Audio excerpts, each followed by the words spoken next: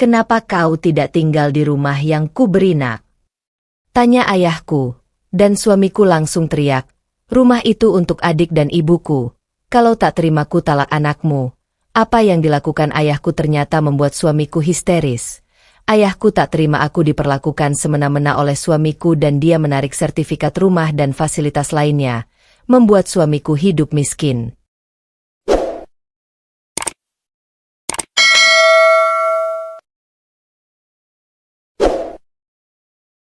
Kehidupan yang tampak bahagia. Pagi itu, cahaya matahari masuk perlahan melalui jendela besar ruang tamu, menyinari lantai marmer yang mengilap. Rumah itu tampak begitu indah, tertata rapi, tenang, dan mewah. Siapapun yang melihatnya pasti mengira kehidupan di dalamnya penuh kebahagiaan. Di dapur, Nadira berdiri dengan senyum tipis sambil menyiapkan sarapan. Gerakannya lembut dan teratur, seolah semua baik-baik saja. Ia sudah terbiasa bangun lebih awal, memastikan segala kebutuhan suaminya terpenuhi sebelum hari benar-benar dimulai. "Mas, sarapannya sudah siap," panggilnya pelan. Tak lama kemudian, Raka keluar dari kamar dengan kemeja rapi dan wajah datar. Ia duduk tanpa menatap Nadira, langsung mengambil ponselnya. Jari-jarinya sibuk menggulir layar, seakan dunia di dalamnya lebih penting daripada orang yang berdiri di depannya. Jawabnya singkat. Nadira duduk di seberangnya, memperhatikan diam-diam. Dulu, Raka selalu tersenyum saat melihatnya. Dulu, ada percakapan hangat di meja makan. Tapi kini, yang tersisa hanya keheningan yang terasa asing. "Ada rencana pulang cepat hari ini?" tanya Nadira hati-hati, mencoba membuka percakapan. Raka menghela napas pelan, tanpa mengalihkan pandangan dari ponselnya. "Lihat nanti." Jawaban singkat itu kembali menutup ruang yang ingin Nadira buka. Ia tersenyum lagi, senyum yang sudah mulai terasa berat. Dari luar, mereka adalah pasangan sempurna. Rumah besar, kehidupan mapan, dan suami yang terlihat sukses. Bahkan di media sosial, foto-foto mereka selalu tampak harmonis, penuh tawa yang seolah nyata. Namun, hanya Nadira yang tahu bahwa tawa itu perlahan memudar. Setelah sarapan, Raka berdiri dan merapikan jam tangannya. "Aku berangkat." Nadira segera bangkit. "Hati-hati di jalan, Mas." Raka hanya mengangguk singkat, lalu pergi tanpa menoleh. Suara pintu yang tertutup meninggalkan kesunyian yang tiba-tiba terasa begitu dalam. Nadira berdiri di ruang itu, menatap kosong ke arah pintu yang baru saja tertutup. Perlahan, senyumnya menghilang. Ia menarik napas panjang, mencoba menenangkan perasaan yang tak bisa ia jelaskan. Ada sesuatu yang berubah, sesuatu yang dingin dan menjauh, dan ia bisa merasakannya semakin hari semakin jelas. Rumah itu tetap indah.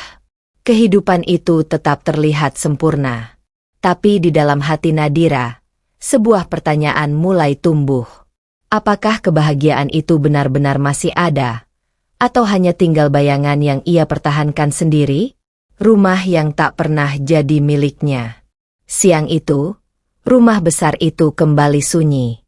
Tidak ada suara selain detak jam dinding yang terdengar jelas di ruang keluarga. Nadira berjalan perlahan, jemarinya menyentuh permukaan meja, sofa, hingga dinding yang selama ini ia rawat dengan penuh cinta.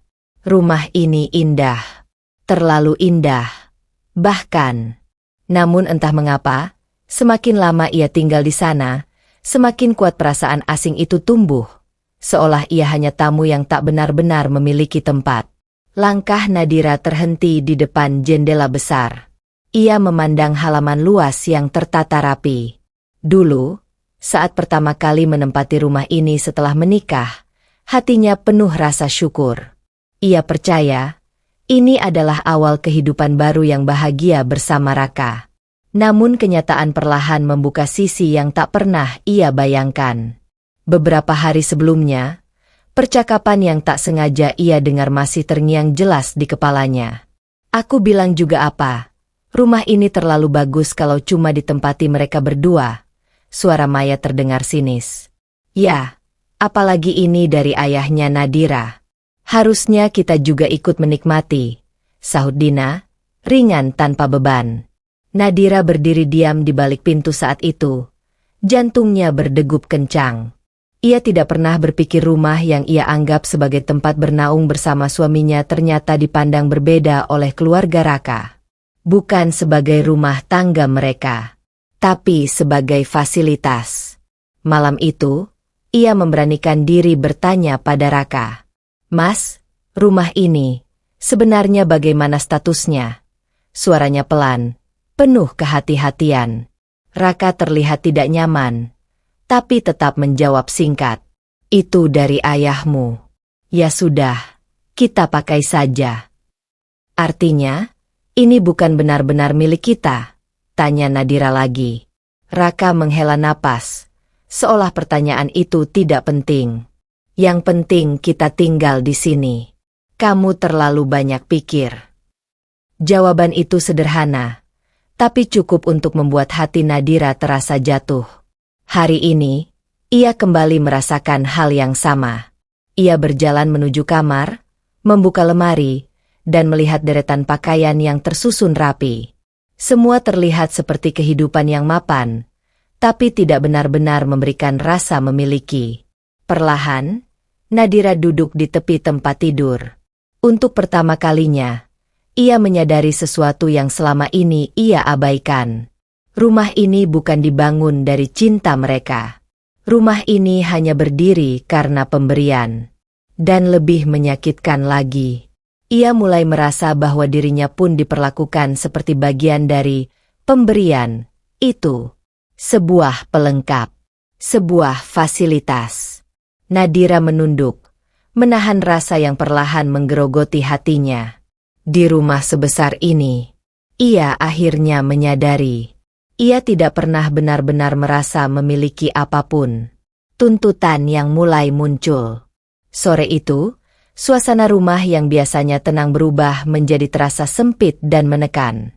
Nadira baru saja selesai merapikan ruang tamu ketika suara pintu terbuka cukup keras.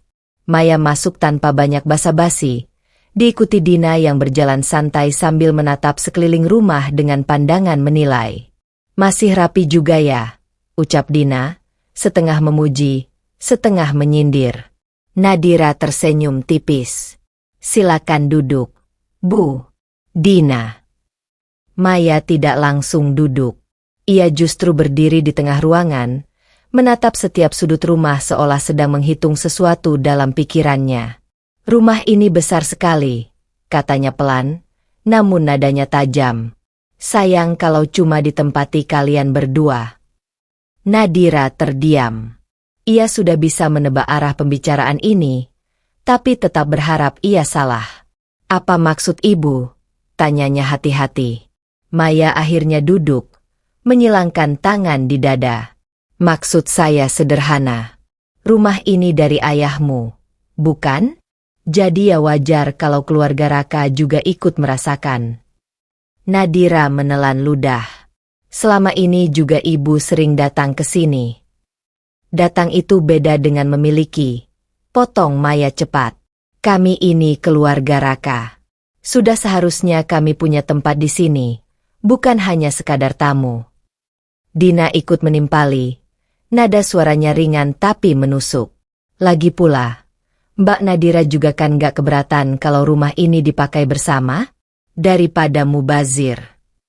Kata dipakai bersama terdengar sederhana, tapi bagi Nadira, itu terasa seperti sesuatu yang sedang direbut secara perlahan. Ini rumah untuk saya dan Mas Raka membangun rumah tangga, jawab Nadira pelan, berusaha tetap tenang. Maya tersenyum tipis, tapi senyum itu tidak mengandung kehangatan. Rumah tangga itu bukan cuma kalian berdua. Raka punya ibu, punya keluarga. Nadira terdiam lagi. Dadanya terasa sesak. Belum sempat ia berkata apa-apa, suara langkah kaki terdengar dari arah pintu. Raka baru saja pulang. Wah, ibu sudah di sini, katanya. Terlihat santai. Maya langsung mengubah ekspresinya menjadi lebih lembut. Iya, Nak. Ibu hanya bicara sedikit dengan Nadira soal rumah ini. Raka menatap Nadira sekilas, lalu bertanya, "Ada apa?" Maya tidak menunggu lama. "Ibu pikir, lebih baik kita semua tinggal di sini. Rumah ini besar. Ibu dan Dina juga butuh tempat yang nyaman." Raka tidak terlihat terkejut. Bahkan, ia tidak membantah. "Iya juga sih," katanya ringan, "daripada kosong." Kalimat itu seperti palu yang menghantam hati Nadira. Kosong? Selama ini, ia mengisi rumah itu dengan perhatian, dengan usaha, dengan harapan. Tapi di mata Raka, rumah itu hanya ruang kosong yang bisa diisi siapa saja. "Mas," suara Nadira hampir tak terdengar. "Ini rumah kita." Raka menghela napas, sedikit terlihat tidak sabar. "Ya memang rumah kita. Tapi nggak ada salahnya berbagi, kan?" Berbagi. Kata itu kembali terdengar sederhana, tapi bagi Nadira, itu terasa seperti kehilangan. Ia menunduk, jemarinya saling menggenggam kuat. Perlahan, ia mulai menyadari bahwa ini bukan sekadar permintaan. Ini adalah awal dari sesuatu yang lebih besar. Tuntutan yang akan terus bertambah, tanpa pernah benar-benar memikirkan perasaannya. Dan yang lebih menyakitkan, suaminya sendiri berdiri di sisi yang berlawanan. Tekanan tanpa henti. Hari-hari setelah percakapan itu berubah menjadi sesuatu yang menyesakkan bagi Nadira. Jika dulu rumah terasa sunyi karena dinginnya sikap Raka, kini kesunyian itu tergantikan oleh tekanan yang perlahan tapi pasti menghimpit dari segala arah. Raka mulai sering membahas soal rumah, bukan lagi sebagai tempat mereka, tetapi sebagai ruang yang harus dibagi. "Mereka itu keluargaku, Nadira," ucap Raka suatu malam, nada suaranya datar namun tegas. "Kamu harus bisa mengerti." Nadira berdiri di dekat meja makan, menggenggam ujung taplak tanpa sadar. "Aku mengerti, Mas, tapi ini rumah tangga kita. Harusnya kita juga punya batas." Raka langsung menghela napas panjang, jelas terlihat tidak suka dengan jawaban itu. "Kamu ini kenapa sih jadi ribet? Ini cuma soal tempat tinggal." "Bukan cuma tempat tinggal," balas Nadira pelan, berusaha tetap tenang.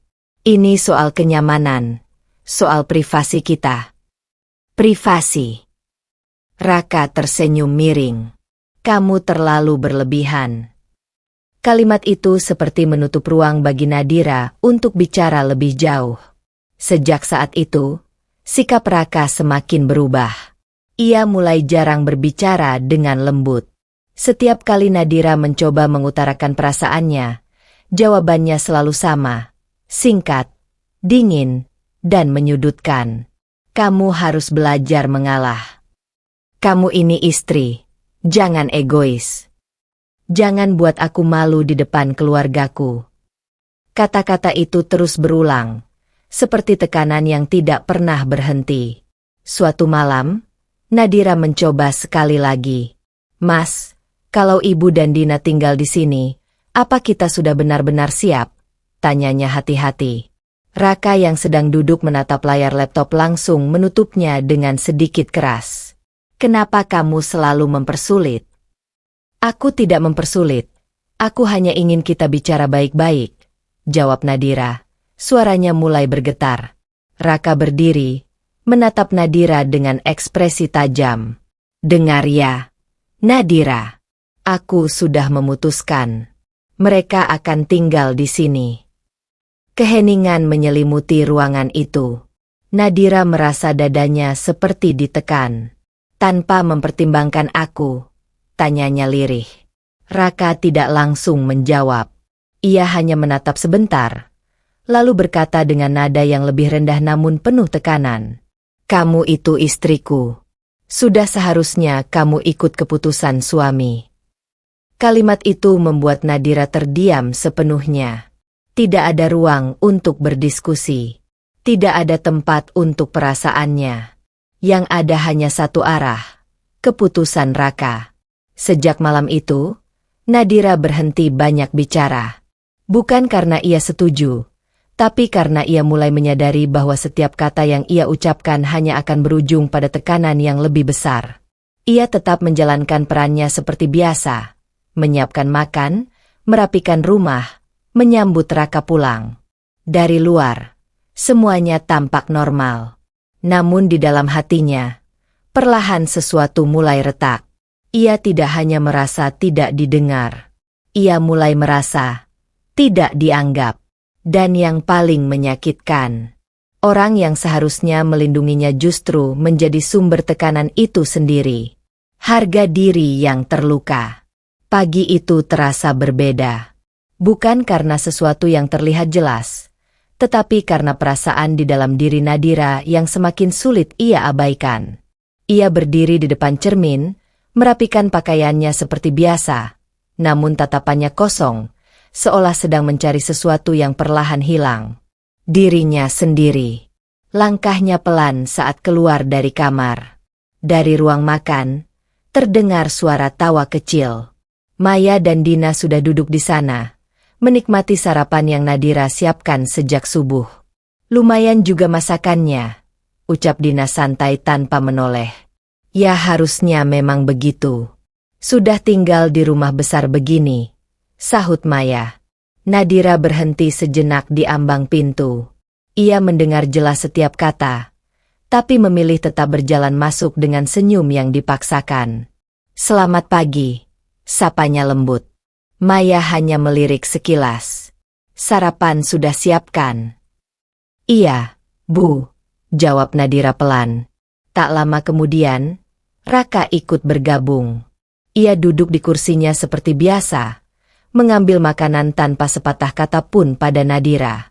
Tidak ada ucapan terima kasih. Tidak ada perhatian kecil seperti dulu. Nadira duduk perlahan, mencoba menenangkan perasaannya yang semakin sesak. Dulu, meja makan ini terasa hangat. Sekarang, ia merasa seperti orang asing yang kebetulan duduk di sana. Raka, kata Maya tiba-tiba. Ibu pikir kamar depan bisa ibu pakai lebih luas. Raka mengangguk tanpa ragu. Iya, nanti kita pindahkan saja. Nadira tertegun. Kamar depan adalah ruang yang selama ini ia tata sendiri, tempat yang ia rencanakan untuk sesuatu yang lebih personal di masa depan. Mas, ia mencoba bicara, suaranya hampir tak terdengar. Itu kan. Sudah ya, Nadira, potong Raka cepat, tanpa menatapnya. Nggak usah dipermasalahkan. Kalimat itu terasa seperti tamparan. Bukan hanya karena keputusan itu diambil tanpa dirinya, tapi karena cara Raka membungkamnya, seolah suaranya tidak penting. Dina tersenyum kecil, lalu berkata ringan, Iya, Mbak, jangan terlalu sensitif. Ini kan cuma kamar. Cuma kamar. Nadira menunduk, menatap piringnya tanpa benar-benar melihat apapun. Satu persatu hal kecil mulai diambil darinya. Keputusan, ruang, bahkan hak untuk berbicara. Dan yang paling menyakitkan, tidak ada satupun yang membelanya. Setelah sarapan, Nadira kembali ke kamar. Ia menutup pintu perlahan, lalu bersandar di baliknya. Napasnya terasa berat. Ia berjalan ke arah tempat tidur dan duduk perlahan. Untuk pertama kalinya, air matanya jatuh tanpa bisa ia tahan.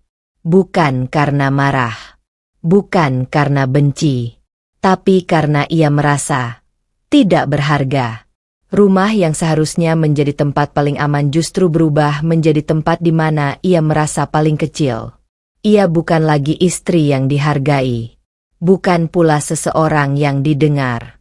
Ia hanya ada.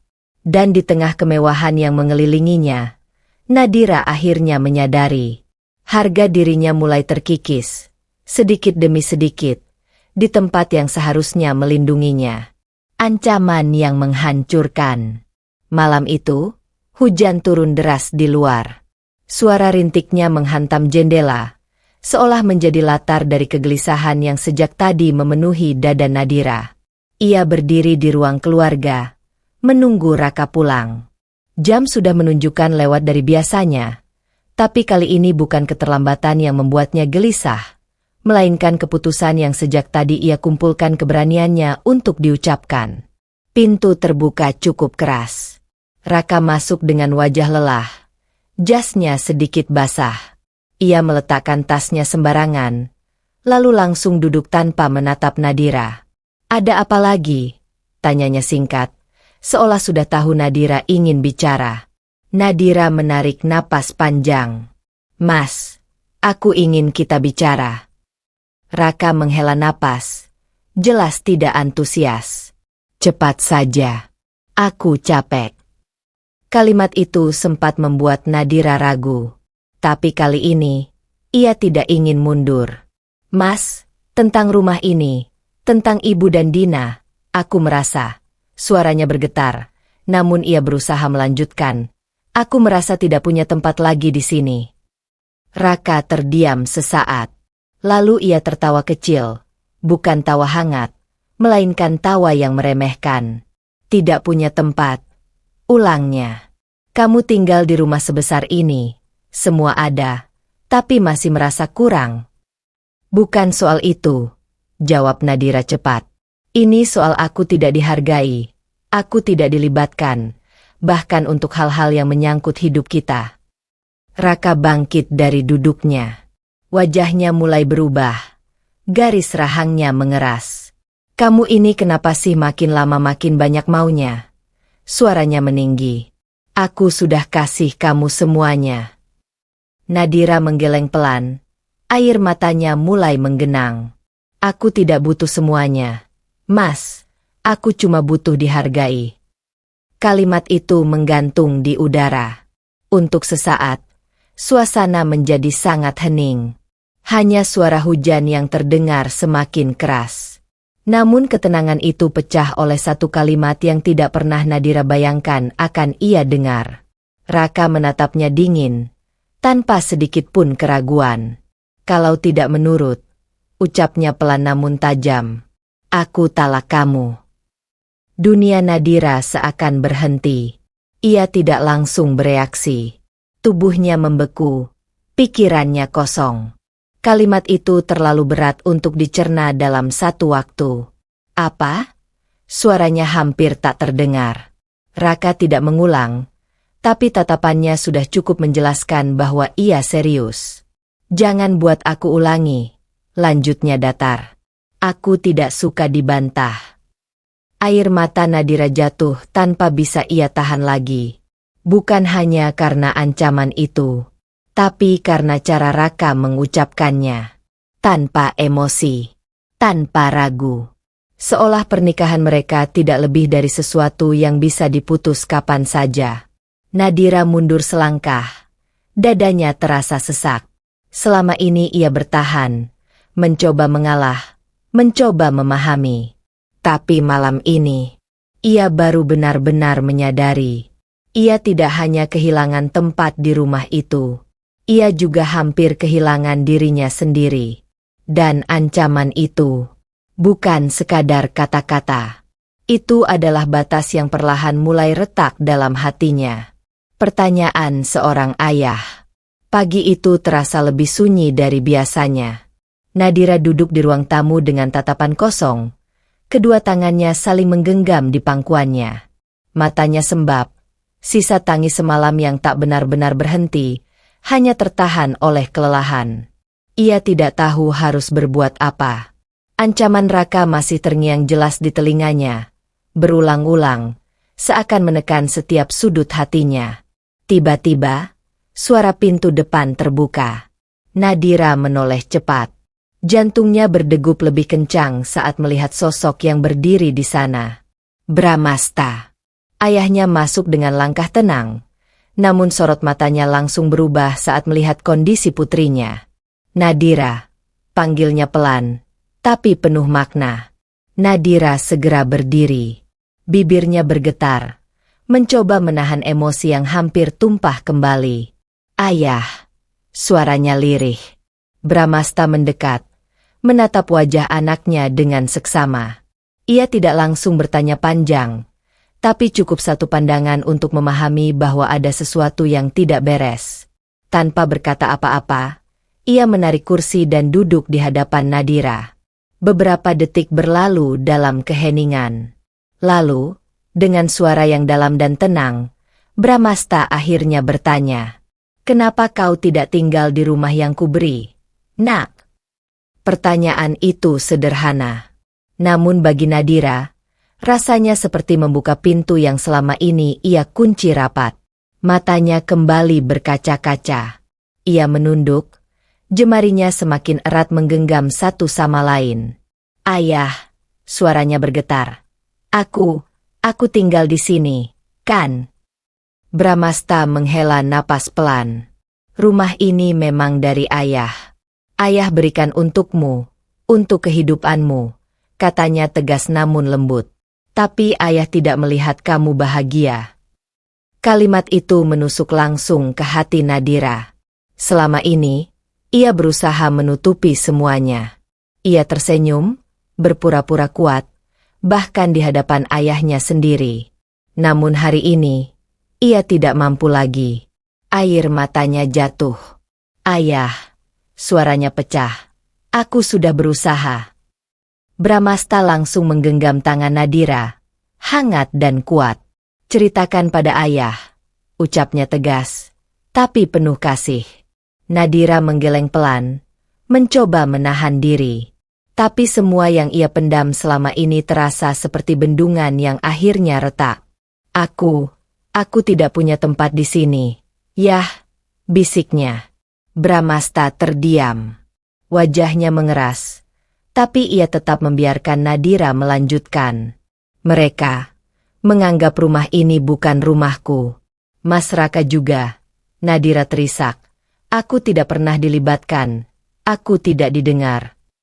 Setiap kata yang keluar membuat suasana semakin berat. Bramasta menggenggam tangan putrinya lebih erat. Dan semalam, Nadira berhenti sejenak. Napasnya tersengal. "Dia mengancamku." Bramasta langsung menatap tajam. "Mengancam?" Nadira mengangguk pelan. Air matanya terus mengalir. "Dia bilang, kalau aku tidak menurut, dia akan menceraikanku." Keheningan yang muncul setelah itu terasa begitu mencekam. Bramasta tidak langsung bicara. Namun dari sorot matanya, terlihat jelas sesuatu telah berubah. Bukan lagi sekadar kekhawatiran seorang ayah, melainkan kemarahan yang perlahan bangkit. Ia berdiri perlahan, melepaskan genggaman tangan Nadira. "Nadira," ucapnya tegas, suaranya lebih dalam dari sebelumnya. "Rumah itu ayah berikan untuk kebahagiaanmu, bukan untuk membuatmu menderita." Nadira menatap ayahnya dengan mata penuh air. Untuk pertama kalinya sejak lama, ia merasa tidak sendirian. Namun ia belum tahu bahwa kedatangan ayahnya hari itu bukan hanya untuk bertanya, tapi akan menjadi awal dari sesuatu yang akan mengubah segalanya. Penghinaan di depan ayah. Suasana ruang tamu yang semula hening berubah tegang ketika suara pintu kembali terbuka. Raka masuk tanpa menyadari bahwa Bramasta sudah berada di sana. Namun langkahnya langsung terhenti begitu melihat sosok ayah mertuanya berdiri tegak di tengah ruangan. "Om?" ucap Raka, sedikit terkejut. Bramasta tidak tersenyum. Tatapannya lurus, tajam, dan penuh kendali. "Aku ingin bicara." Nada suaranya tenang, tapi cukup untuk membuat udara terasa berat. Nadira berdiri di sisi ruangan. Jantungnya berdegup cepat. Ia tahu, percakapan ini tidak akan berjalan ringan. Raka berusaha bersikap santai, meski ada sedikit kegelisahan di wajahnya. "Bicara apa, Om?" Bramasta tidak berputar-putar. "Rumah ini." Raka terdiam sejenak, lalu melirik Nadira sekilas, seolah menyadari dari mana arah pembicaraan ini datang. Kenapa dengan rumah ini? Tanyanya, mencoba terdengar biasa. Bramasta melangkah mendekat. Rumah ini kuberikan untuk anakku. Untuk kehidupan rumah tangganya. Tapi yang kulihat sekarang, berbeda. Nada suaranya masih terkontrol. Tapi setiap katanya terasa berat. Raka menarik napas, lalu menyilangkan tangan di dada. Om, saya rasa ini bukan masalah besar. Bukan masalah besar, ulang Bramasta. Raka mulai menunjukkan sikap aslinya. Rumah ini besar. Saya hanya ingin ibu dan adik saya tinggal di sini juga. Itu wajar. Nadira menunduk. Kata hanya terdengar begitu ringan di mulut Raka. Padahal dampaknya begitu besar bagi dirinya. Bramasta menatap tajam. Dan kamu mengambil keputusan itu tanpa melibatkan Nadira? Raka langsung menjawab. Kali ini dengan nada lebih keras. Saya suaminya. Om, saya yang berhak memutuskan. Kalimat itu membuat suasana semakin tegang. Nadira menahan napas. Ia berharap Raka setidaknya menahan diri di depan ayahnya. Namun harapan itu hancur dalam sekejap. Lagi pula, lanjut Raka, suaranya mulai meninggi. Rumah ini memang dari Om, tapi sekarang yang tinggal di sini saya. Jadi saya berhak menentukan siapa yang tinggal di sini. Bramasta tidak bergerak, tapi sorot matanya semakin dingin. Berhak? Ulangnya pelan. Raka tidak berhenti. Seolah ingin menegaskan posisinya, ia melangkah sedikit maju. Iya. Dan saya sudah memutuskan, rumah ini untuk ibu dan adik saya juga. Kalau Nadira tidak bisa terima, ia menoleh ke arah Nadira dengan tatapan keras. Itu masalah dia. Mas, suara Nadira gemetar. Namun Raka tidak peduli. Dengan nada dingin dan tanpa rasa bersalah, ia mengucapkan kalimat yang membuat semuanya terasa runtuh. Kalau tak terima, aku talak anakmu. Waktu seolah berhenti. Nadira membeku di tempatnya. Dadanya terasa sesak. Air matanya jatuh begitu saja tanpa bisa ia tahan. Bukan hanya karena ancaman itu, tapi karena diucapkan di depan ayahnya sendiri. Di depan orang yang paling ia hormati. Bramasta tidak langsung bereaksi. Namun jika diperhatikan, rahangnya mengeras. Tangannya mengepal kuat di samping tubuhnya. Ia menatap Raka dalam diam beberapa detik. Diam yang justru terasa lebih menakutkan daripada amarah. Ulangi, ucap Bramasta pelan, suaranya rendah tapi penuh tekanan. Raka terdiam sesaat, tapi kesombongannya lebih besar daripada rasa hormatnya. Saya bilang, ulangnya, kali ini lebih tegas. Kalau Nadira tidak mau ikut aturan saya akan menceraikannya. Nadira menutup mulutnya, menahan isak. Saat itu juga, sesuatu berubah. Bukan pada Nadira, tapi pada Bramasta. Sorot matanya yang semula hanya tegas kini berubah menjadi dingin dan penuh keputusan. Ia tidak lagi melihat Raka sebagai menantu. Ia melihatnya sebagai seseorang yang telah melewati batas. Dan tanpa ada yang menyadari sepenuhnya. Penghinaan itu baru saja memicu sesuatu yang tidak akan bisa dibatalkan lagi. Amarah seorang ayah. Ruangan itu tenggelam dalam keheningan yang mencekam. Ucapan Raka masih menggantung di udara, tajam dan menyakitkan. Nadira berdiri kaku, air matanya terus mengalir tanpa suara. Namun di antara mereka bertiga, ada satu sosok yang kini berubah sepenuhnya. Bramasta. Ia tidak lagi hanya seorang ayah yang datang untuk bertanya. Ia berdiri tegak, wajahnya keras seperti batu. Rahangnya mengunci, dan matanya, yang biasanya penuh ketenangan, kini menyala dengan kemarahan yang dalam. Perlahan, ia melangkah mendekati Raka. Setiap langkahnya terasa berat, penuh tekanan yang tak terlihat namun begitu kuat. Jadi, ucapnya pelan. Suaranya rendah dan terkendali. Kamu mengancam anakku di depanku sendiri. Raka menelan ludah, tapi egonya masih membuatnya bertahan. Saya hanya menjelaskan posisi saya, Om.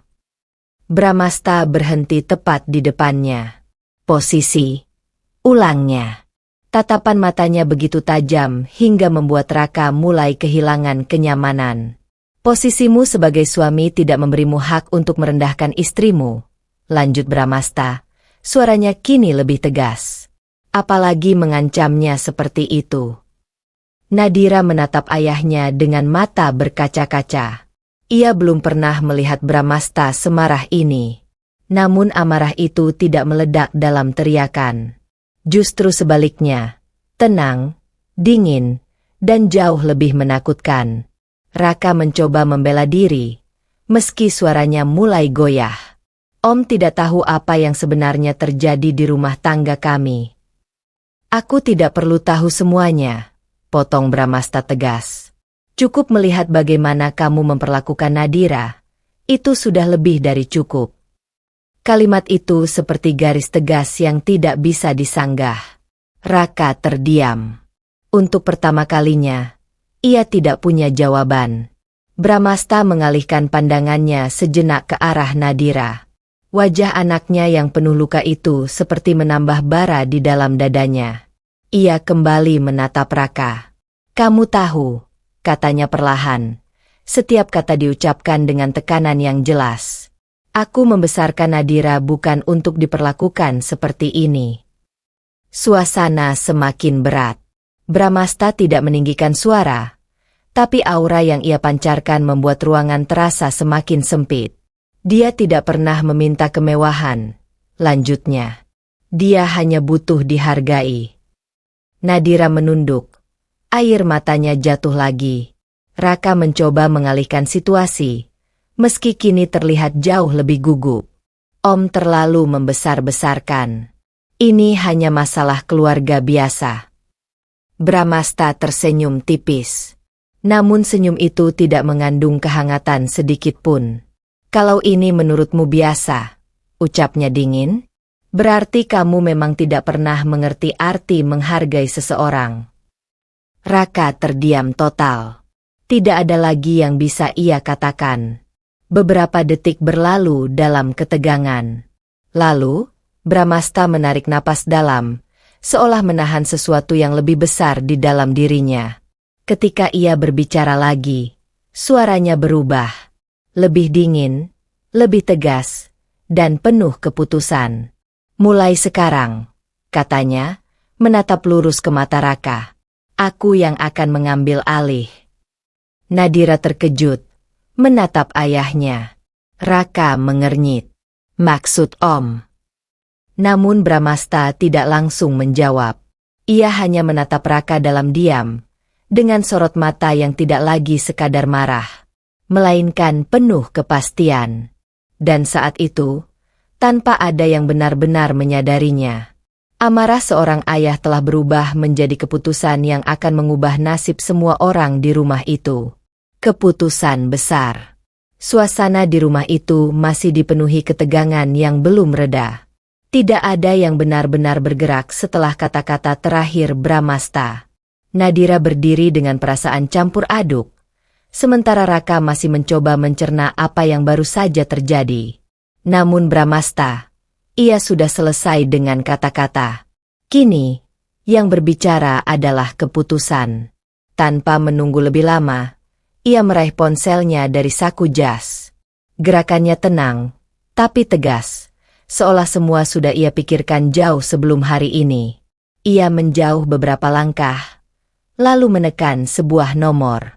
Ya, ini saya, ucapnya singkat begitu panggilan terhubung. Suaranya kembali stabil, namun kali ini terdengar dingin dan profesional. Saya ingin semua fasilitas atas nama properti ini dihentikan. Mulai hari ini. Raka langsung menoleh cepat. Maksud Om apa? Bramasta tidak menjawab. Ia tetap fokus pada panggilannya. Rumah, kendaraan, akses keuangan, semuanya. Tarik. Tidak ada pengecualian. Kalimat itu membuat udara seakan membeku. Nadira menahan napas. Ia tahu ayahnya serius, tapi ia tidak menyangka keputusan itu akan secepat ini. Pastikan semua dokumen kembali ke saya, lanjut Bramasta. Hari ini juga. Ia lalu menutup panggilan tanpa ragu. Keheningan langsung menyelimuti ruangan. Raka menatap Bramasta dengan wajah yang mulai berubah, dari percaya diri menjadi tidak tenang. Om, ini tidak perlu sampai seperti ini, katanya, mencoba menahan situasi. Bramasta menatapnya datar. Kamu bilang rumah ini hakmu, bukan? Raka terdiam. Sekarang, lanjut Bramasta, suaranya tajam namun tetap terkendali. Aku hanya mengambil kembali apa yang sejak awal memang bukan milikmu. Kata-kata itu jatuh seperti vonis. Nadira menunduk. Hatinya bergetar. Ia tidak merasa senang. Tapi ia juga tidak bisa menyangkal bahwa ini adalah sesuatu yang selama ini ia butuhkan. Sebuah batas yang jelas. Om, saya ini suami Nadira. Raka mencoba lagi. Suaranya mulai meninggi. Tidak seharusnya Om ikut campur sejauh ini. Bramasta melangkah mendekat. Tatapannya tak tergoyahkan. Justru karena kamu suaminya, jawabnya tegas. Aku memberi kepercayaan itu padamu. Ia berhenti sejenak, lalu melanjutkan dengan nada lebih dalam. Tapi hari ini kamu sendiri yang menghancurkan kepercayaan itu. Raka tidak bisa membalas. Semua yang selama ini ia anggap miliknya, ternyata berdiri di atas sesuatu yang bisa diambil kapan saja. Dan hari itu, semuanya benar-benar diambil. Bramasta berbalik, menghampiri Nadira. Wajahnya sedikit melunak saat melihat anaknya. Ayo, ucapnya pelan. Nadira menatap ayahnya, masih diliputi berbagai perasaan. Ia melirik sekilas ke arah Raka, suaminya yang kini berdiri dalam diam, tanpa kata, tanpa kuasa seperti sebelumnya. Perlahan, Nadira melangkah mendekat ke arah ayahnya. Sementara itu, di belakang mereka, sesuatu yang dulu terasa kokoh, mulai runtuh. Bukan hanya rumah, bukan hanya fasilitas, tapi juga kesombongan yang selama ini berdiri tanpa dasar. Dan keputusan itu adalah awal dari kejatuhan yang tak bisa dihentikan lagi. Runtuhnya kemewahan. Hari itu terasa berjalan lebih cepat dari biasanya, atau mungkin justru terlalu lambat bagi Raka yang mulai merasakan sesuatu yang aneh. Awalnya hanya hal kecil. Ia mencoba menyalakan mobil di garasi, seperti rutinitas setiap pagi. Namun mesin tidak merespons. Ia mengernyit, mencoba lagi. Tetap sama. Aneh, gumamnya kesal. Belum sempat ia memahami, ponselnya bergetar. Sebuah notifikasi masuk dari bank. Akses rekening dibatasi. Raka terdiam. Jantungnya berdetak lebih cepat. Ia langsung membuka aplikasi, mencoba memastikan. Tapi benar saja, semua akses yang biasanya lancar kini tertutup. Apa ini? Bisiknya. Ia mencoba kartu lain. Sama. Satu persatu. Semuanya tidak bisa digunakan. Raka mulai panik. Ia berjalan cepat kembali ke dalam rumah. Napasnya mulai tidak teratur.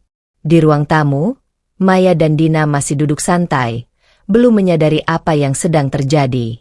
Kenapa, Kak? Tanya Dina saat melihat wajah Raka yang berubah. Semua tidak bisa dipakai, jawab Raka terburu-buru. Rekening diblokir. Maya langsung berdiri. Apa maksudnya diblokir? Tidak mungkin. Namun belum sempat mereka mencerna sepenuhnya, suara lain terdengar dari luar. Beberapa orang datang. Bukan tamu biasa, melainkan petugas yang datang dengan sikap profesional. Selamat pagi. Salah satu dari mereka berkata tegas. Kami datang untuk melakukan penarikan aset sesuai perintah pemilik. Raka membeku. Penarikan aset. Ulangnya. Iya. Jawab petugas itu singkat. Kendaraan dan beberapa fasilitas lainnya akan kami ambil hari ini. Ini tidak masuk akal, bentak Raka. Ini rumah saya. Petugas itu tetap tenang. Maaf, Pak. Berdasarkan dokumen, semua aset ini masih atas nama pemberi fasilitas. Kami hanya menjalankan perintah. Kata-kata itu seperti pukulan telak. Maya mulai panik. Tidak bisa. Ini rumah kami sekarang. Namun tidak ada yang berubah. Satu persatu, proses itu berjalan. Mobil yang biasa Raka gunakan dibawa keluar dari garasi. Beberapa fasilitas di dalam rumah mulai didata. Bahkan sistem keamanan dan layanan rumah tangga perlahan dihentikan. Semuanya terjadi begitu cepat, tanpa bisa dihentikan. Raka berdiri di tengah ruang tamu, menatap semua itu dengan mata penuh ketidakpercayaan. Baru kemarin ia merasa memiliki segalanya. Hari ini, semuanya hilang, tanpa sisa. Ini pasti ulahnya, gumamnya pelan, rahangnya mengeras. Pak Bramasta. Namun kali ini, tidak ada yang bisa ia lakukan. Tidak ada kuasa. Tidak ada kendali. Dina mulai menangis kecil. Kak, kita bagaimana sekarang? Maya pun kehilangan ketenangannya. Wajahnya pucat, pikirannya kalut. Namun Raka, ia hanya diam. Untuk pertama kalinya dalam hidupnya, ia merasakan sesuatu yang belum pernah ia hadapi. Kehilangan dalam sekejap. Rumah yang dulu terasa megah kini terasa asing. Tanpa fasilitas. Tanpa kemewahan, tanpa kendali. Semuanya berubah menjadi kenyataan yang dingin. Dan di tengah kekacauan itu, satu hal mulai terasa jelas bagi Raka. Apa yang ia banggakan selama ini, ternyata bukan benar-benar miliknya. Histerisnya keserakahan. Rumah yang kemarin masih terasa megah kini berubah menjadi tempat yang asing dan penuh kekacauan. Suasana tenang telah berganti dengan kepanikan. Raka berdiri di tengah ruang tamu dengan napas memburu. Matanya liar memperhatikan setiap sudut rumah yang perlahan kehilangan isi kemewahannya. Tangannya gemetar saat menggenggam ponsel, mencoba menghubungi seseorang. Siapa saja yang bisa membalikkan keadaan. Angkat, angkat, gumamnya penuh tekanan. Namun panggilan itu tak kunjung terjawab. Ini tidak mungkin. Ia mulai berbicara sendiri. Suaranya meninggi. Ini semua tidak mungkin terjadi. Ia berjalan mondar-mandir. Langkahnya cepat dan tidak terarah. Sementara itu, di sudut ruangan, Dina duduk dengan wajah pucat. Sementara Maya mencoba tetap tenang meski jelas terlihat panik. Raka, tenangkan dirimu dulu, kata Maya, berusaha mengendalikan situasi. Tenang. Raka langsung berbalik. Suaranya meledak. Bagaimana aku bisa tenang? Ia melempar ponselnya ke sofa dengan kasar. Semua hilang. Bu! Semua! Teriaknya. Rekening tidak bisa dipakai. Mobil diambil. Fasilitas dihentikan. Kita bahkan tidak tahu besok kita mau bagaimana. Suara Raka menggema di seluruh ruangan. Ini bukan lagi Raka yang percaya diri seperti sebelumnya. Ini adalah seseorang yang sedang kehilangan pijakan. Ini pasti karena dia. Lanjutnya dengan napas terengah. Karena Pak Bramasta. Ia mengepalkan tangan kuat-kuat. Emosinya meluap tanpa kendali. Dia tidak berhak melakukan ini.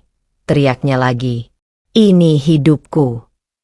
Namun dalam hatinya yang paling dalam, ia tahu, semua yang hilang itu bukan benar-benar miliknya sejak awal. Kesadaran itu justru membuatnya semakin frustasi. Ia menendang kursi di dekatnya hingga bergeser keras. Tidak, aku tidak akan terima ini. Suaranya mulai serak. Aku sudah terbiasa hidup seperti ini. Ini semua milikku. Tapi memang bukan milik kita, Kak. Suara Dina pelan, hampir tak terdengar. Kalimat itu seperti menyulut api.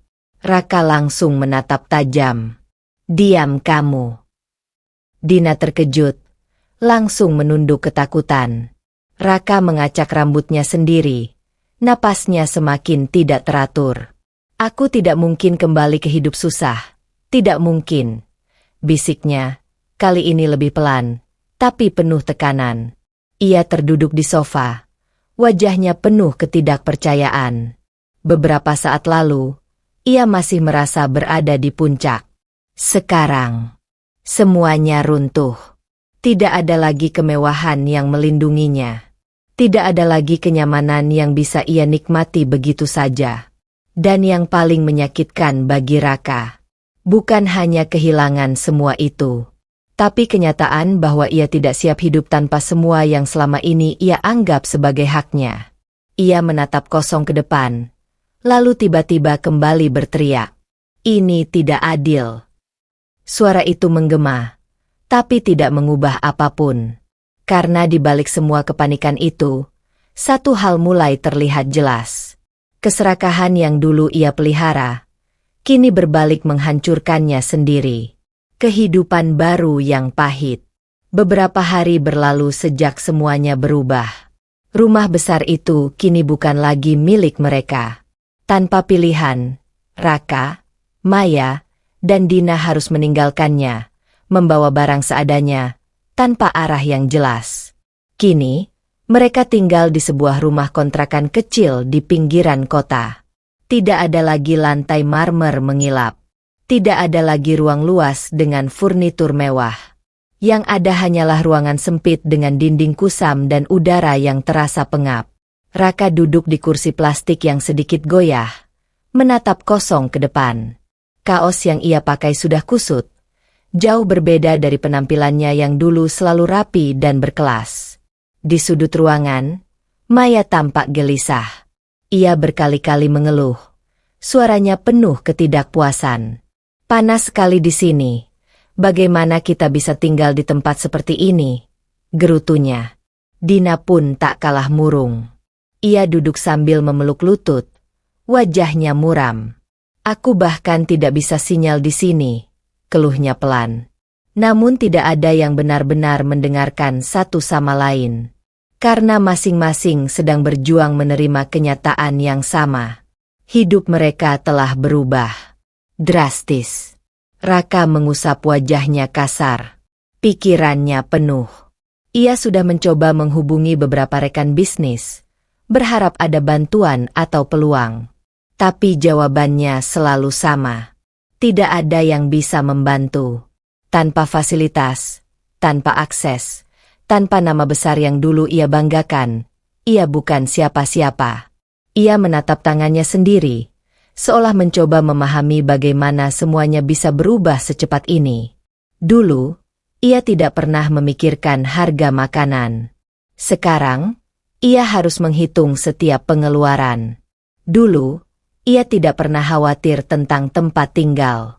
Sekarang, bahkan untuk membayar kontrakan bulan depan pun terasa berat. "Raka," suara Maya memecah lamunannya. "Kamu harus melakukan sesuatu. Kita tidak bisa terus seperti ini." Raka tidak langsung menjawab. "Apa yang bisa aku lakukan, Bu?" katanya akhirnya. Suaranya lelah. "Semua sudah berubah." Maya terdiam. Untuk pertama kalinya tidak punya jawaban. Dina menatap kakaknya dengan mata berkaca-kaca. "Kak, aku takut." Raka menutup mata sejenak. Ia juga takut. Tapi bukan hanya pada kondisi sekarang, melainkan pada kenyataan bahwa ia tidak pernah siap menghadapi kehidupan seperti ini. Perlahan, ia berdiri dan berjalan ke jendela kecil di ruangan itu. Dari sana, ia melihat lingkungan yang jauh berbeda dari kehidupan lamanya. Sederhana, bahkan cenderung keras. Ia menghela napas panjang. Untuk pertama kalinya, ia benar-benar merasakan sesuatu yang selama ini tidak pernah ia pahami. Hidup tanpa kemewahan. Dan itu terasa pahit. Sangat pahit. Namun di balik semua itu, ada satu kenyataan yang tak bisa ia hindari lagi. Ini adalah kehidupan nyata yang harus ia jalani sekarang. Nadira memilih pergi. Pagi itu terasa sunyi, tapi bukan sunyi yang menenangkan. Rumah yang dulu menjadi saksi banyak luka kini berdiri tanpa kehangatan. Tidak ada lagi suara perdebatan, tidak ada tekanan yang menyesakan. Namun justru itulah yang membuat semuanya terasa begitu nyata. Nadira berdiri di tengah kamar. Sebuah koper kecil terbuka di atas tempat tidur. Isinya tidak banyak, hanya beberapa pakaian, dokumen penting, dan barang-barang pribadi yang benar-benar ia butuhkan. Ia menatap sekeliling. Kamar itu pernah ia tata dengan penuh harapan. Setiap sudutnya menyimpan mimpi tentang rumah tangga yang ia bayangkan akan hangat dan penuh cinta. Namun kini, semua itu hanya tersisa sebagai kenangan. Perlahan, Nadira menarik napas panjang. Tangannya sempat terhenti saat menyentuh bingkai foto di meja samping tempat tidur. Foto dirinya dan Raka di awal pernikahan. Senyum mereka terlihat begitu tulus. Atau setidaknya, dulu ia percaya itu tulus. Nadira menatap foto itu beberapa detik. Matanya berkaca-kaca. Namun kali ini, ia tidak membiarkan air matanya jatuh. Dengan pelan, ia meletakkan kembali foto itu ke tempatnya. Ia tidak membawanya. Karena ia tahu, yang ia tinggalkan bukan hanya rumah ini, tapi juga semua harapan yang pernah ia gantungkan di dalamnya. Suara langkah kaki terdengar dari luar. Bramasta berdiri di ambang pintu, memperhatikan putrinya dengan tatapan dalam. Ia tidak berkata apa-apa, memberi ruang bagi Nadira untuk menyelesaikan momen ini dengan caranya sendiri. "Ayah," suara Nadira pelan, tapi sudah jauh lebih stabil dari sebelumnya. "Aku sudah siap." Bramasta mengangguk. Tidak ada pertanyaan. Tidak ada keraguan. Hanya pengertian. Nadira menutup koper itu perlahan, lalu mengangkatnya. Langkahnya terasa berat, bukan karena ia ragu, tapi karena setiap langkah itu membawa potongan kenangan yang harus ia lepaskan. Ia berjalan keluar kamar, melewati ruang-ruang yang dulu ia rawat dengan penuh perhatian. Dapur tempat ia memasak setiap hari. Ruang tamu tempat ia menyambut tamu dengan senyum. Semua terasa begitu familiar. Namun tidak lagi terasa seperti miliknya. Di depan pintu utama, Nadira berhenti. Tangannya menyentuh gagang pintu. Sekali lagi, ia menoleh ke belakang.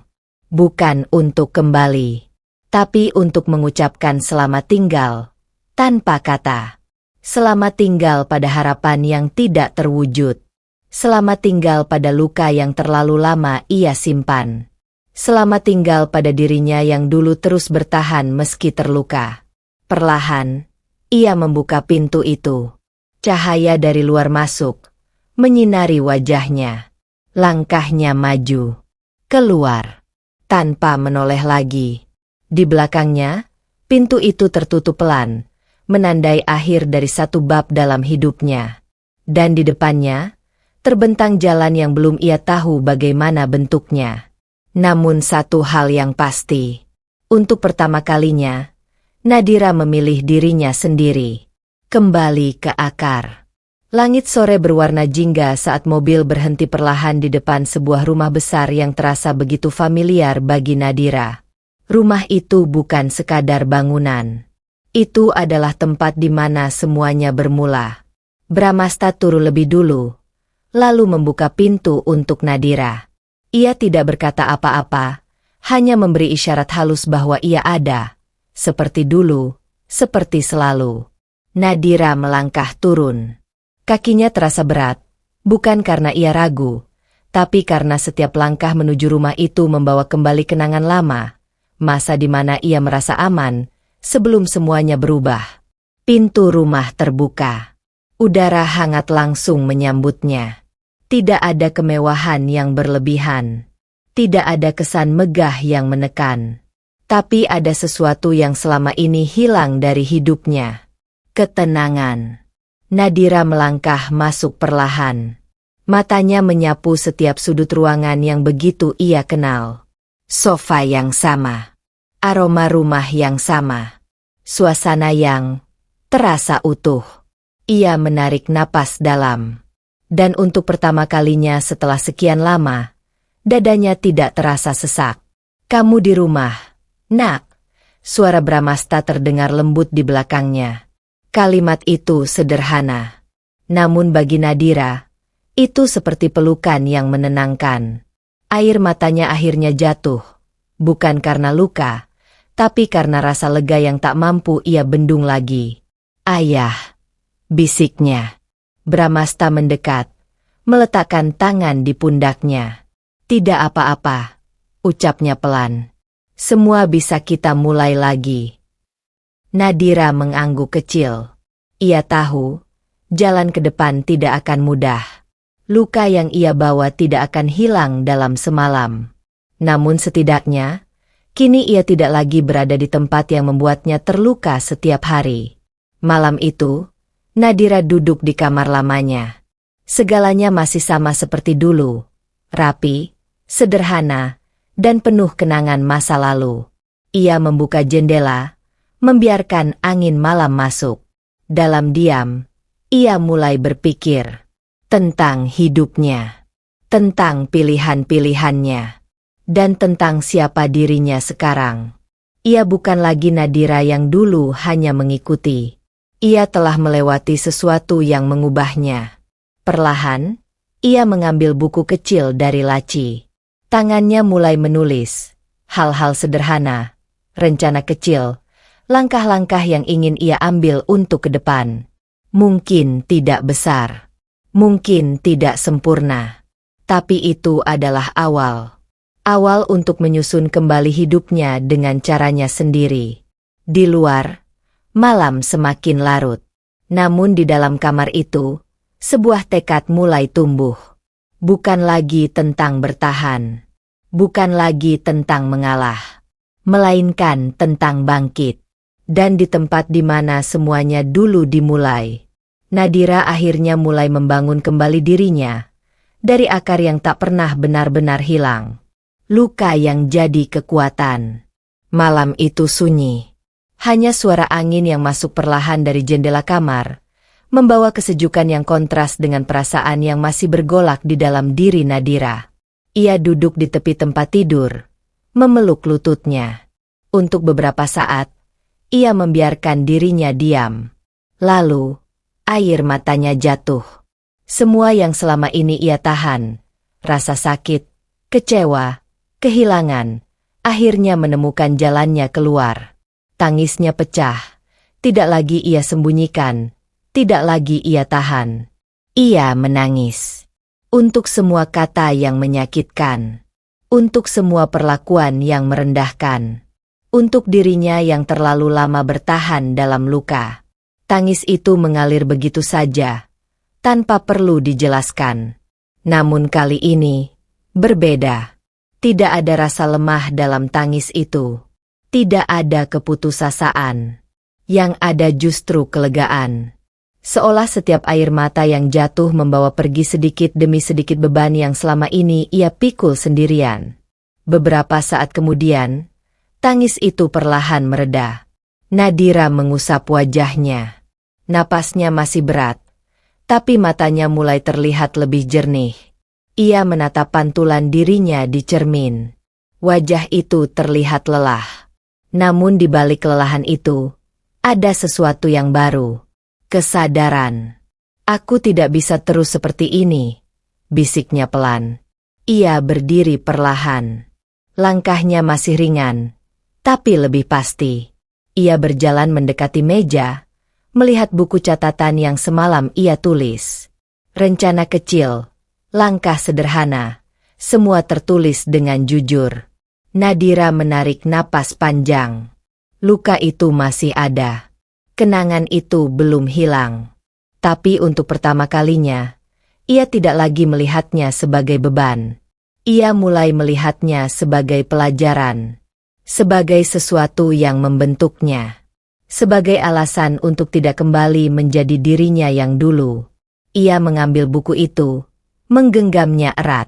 "Cukup," ucapnya pelan, namun tegas. Bukan untuk masa lalunya, tapi untuk dirinya sendiri. Cukup menangis. Cukup bertahan dalam diam. Cukup mengorbankan diri tanpa dihargai. Mulai hari ini, ia memilih sesuatu yang berbeda. Ia memilih bangkit. Perlahan, Nadira melangkah menuju jendela. Ia membuka tirai, membiarkan cahaya pagi yang baru mulai muncul masuk ke dalam kamar. Terang. Seperti awal yang baru. Ia menatap keluar. Matanya tidak lagi kosong. Ada tekad di sana. Luka itu memang nyata. Namun kini, luka itu tidak lagi melemahkannya. Justru, menjadi kekuatan yang mendorongnya untuk berdiri lebih tegak dari sebelumnya. Membangun diri. Pagi itu dimulai lebih awal dari biasanya. Nadira sudah duduk di meja kerja kecil di sudut kamarnya, ditemani secangkir teh hangat dan buku catatan yang kini mulai terisi rapi. Tidak ada lagi keraguan di wajahnya, yang ada hanya fokus dan tekad yang perlahan tumbuh semakin kuat. Ia membuka halaman demi halaman, meninjau kembali rencana yang telah ia tulis. Bukan sesuatu yang besar, bukan sesuatu yang instan, namun cukup untuk menjadi langkah awal. Nadira memutuskan untuk memulai sesuatu yang sederhana, bisnis kecil dari rumah. Sesuatu yang bisa ia kendalikan sendiri, tanpa bergantung pada siapapun. Ia mulai dari hal yang paling ia kuasai, memasak. Dapur rumah ayahnya kini kembali hidup oleh aktivitasnya. Bukan lagi sekadar rutinitas, tapi menjadi tempat ia menuangkan semangat barunya. Aroma masakan memenuhi ruangan. Nadira bergerak dengan cekatan, menyiapkan beberapa menu yang telah ia rancang sejak beberapa hari lalu. Awalnya hanya untuk ditawarkan ke orang-orang terdekat. Namun baginya, ini bukan soal besar atau kecilnya usaha. Ini tentang memulai. Tentang berdiri dengan kaki sendiri. Setelah semuanya siap, ia mengemas hasil masakannya dengan rapi. Tangannya bergerak teliti, memastikan setiap detail terlihat baik. Bramasta memperhatikan dari kejauhan. "Kamu serius ingin menjalankan ini?" tanyanya. Nadira menoleh, lalu mengangguk mantap. "Iya, ya. Aku ingin mencoba. Aku ingin punya sesuatu yang benar-benar hasil usahaku sendiri." Bramasta tersenyum tipis. "Bagus," ucapnya. "Ayah tidak akan menghalangi. Tapi ingat, jalan ini tidak mudah." Nadira mengangguk. "Aku tahu. Tapi aku sudah pernah melewati yang lebih sulit." Kalimat itu sederhana, tapi penuh makna. Hari demi hari, Nadira mulai menjalankan usahanya. Ia belajar banyak hal, mengatur waktu, mengelola pesanan, menghadapi pelanggan, bahkan menghadapi kegagalan kecil di awal. Tidak semua berjalan lancar. Ada pesanan yang sepi. Ada komentar yang kurang menyenangkan. Ada kelelahan yang datang tanpa diundang. Namun kali ini, Nadira tidak mundur. Setiap tantangan justru membuatnya semakin kuat. Setiap kesalahan menjadi pelajaran. Setiap langkah kecil terasa berarti. Suatu sore, setelah menyelesaikan beberapa pesanan, Nadira duduk sejenak di dapur. Ia melihat tangannya, lelah, tapi penuh usaha. Ia tersenyum kecil. Bukan senyum yang dipaksakan seperti dulu, tapi senyum yang lahir dari rasa bangga. Ia mungkin belum berada di puncak. Ia mungkin masih di awal perjalanan. Namun satu hal yang ia rasakan dengan jelas. Ia sedang membangun dirinya sendiri. Bukan dari kemewahan. Bukan dari pemberian. Melainkan dari usaha, keberanian, dan tekad yang lahir dari luka yang pernah ia alami. Dan untuk pertama kalinya dalam hidupnya, Nadira merasa benar-benar berdiri di atas kakinya sendiri. Sementara itu, di sisi lain kota, kehidupan berjalan dengan arah yang sangat berbeda. Tidak ada lagi rumah besar. Tidak ada lagi kenyamanan tanpa usaha. Tidak ada lagi kemudahan yang dulu terasa biasa. Yang tersisa kini hanya kenyataan. Raka duduk di sebuah bangku kayu di depan rumah kontrakan yang semakin terasa sempit setiap harinya. Wajahnya kusam, matanya sayu, dan pikirannya penuh beban yang tak kunjung selesai. Hari-harinya kini diisi dengan hal-hal yang dulu tak pernah ia bayangkan. Mencari pekerjaan. Sesuatu yang dulu terasa mudah, karena nama, koneksi, dan fasilitas, kini menjadi perjuangan yang melelahkan. Ia sudah mendatangi beberapa tempat, mengirim lamaran ke sana-sini, mencoba menghubungi kenalan lama. Namun hasilnya nihil. Maaf, kami tidak bisa membantu. Kalimat itu terus berulang, seolah menjadi jawaban tetap untuk setiap usaha yang ia lakukan. Tanpa posisi, tanpa pengaruh, tanpa kemewahan yang dulu melekat padanya, Raka kini hanyalah seseorang yang harus memulai dari nol. Dan itu bukan sesuatu yang siap ia hadapi. Di dalam rumah, suara keluhan kembali terdengar. "Raka, sampai kapan kita hidup begini?" Suara Maya terdengar lelah, namun tetap penuh tuntutan. Raka memejamkan mata sejenak. Ia ingin menjawab, tapi ia sendiri tidak tahu jawabannya.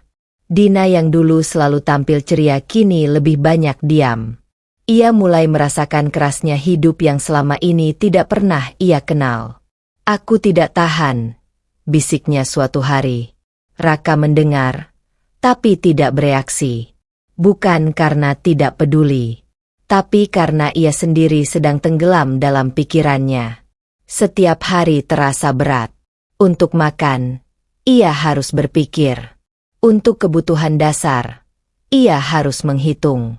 Tidak ada lagi kenyamanan. Tidak ada lagi jalan pintas. Malam hari menjadi waktu yang paling panjang bagi Raka. Ia sering terbangun, menatap langit-langit kamar yang kusam. Pikirannya dipenuhi pertanyaan yang tak punya jawaban. Bagaimana semua ini bisa terjadi? Di mana letak kesalahannya? Namun semakin ia berpikir, semakin jelas satu hal yang ia coba hindari. Semua ini adalah akibat dari pilihannya sendiri. Ia menghela napas panjang. Untuk pertama kalinya, hidup tidak memberi ruang untuk ego. Tidak ada yang bisa ia kendalikan seperti dulu. Dan di tengah kesunyian itu, Raka mulai merasakan sesuatu yang belum pernah benar-benar ia rasakan sebelumnya. Hidup yang keras, tanpa perlindungan, tanpa kemudahan. Sementara Nadira mulai membangun dirinya perlahan. Raka justru harus menghadapi kenyataan yang menamparnya tanpa ampun. Bahwa dunia tidak lagi berpihak padanya. Penyesalan yang terlambat. Malam itu kembali terasa panjang. Lampu kamar yang redup tidak mampu mengusir rasa sesak yang memenuhi dada Raka. Ia duduk di tepi tempat tidur tipis, menatap lantai dengan pikiran yang berputar tanpa henti. Tidak ada suara, tidak ada gangguan.